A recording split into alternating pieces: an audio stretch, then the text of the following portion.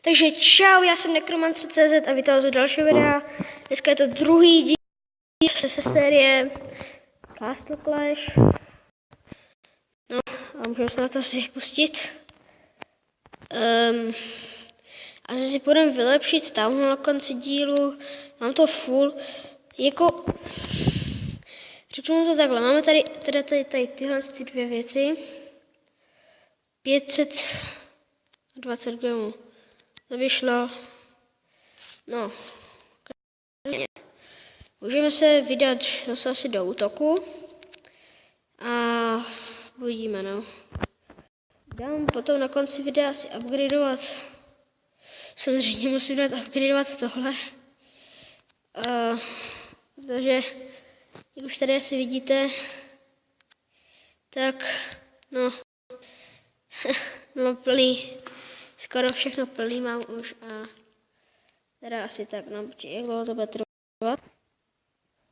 15 minut, no. Zvídat a jdeme na to zase rychle, protože jdeme udělat útok a nevím, uděláme ještě pár věcí. Děláme tady ten druhý atack. Jo, jasně, tak se máme. No. On už má tady taky. No. Máme tady ty trienty. Co to je? No, je to jedno, protože vlastně loot je k čemu teďka nám? K čemu, ale to je jedno. Uděláme si attack. No, tady už trient to tady dodělá. Nice. Exit. Dáme si ještě jeden útok. Hnedka. Dáme na 100 pro asi.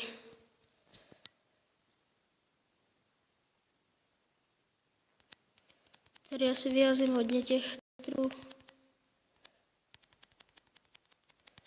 A to dáme takovou krásnou věc.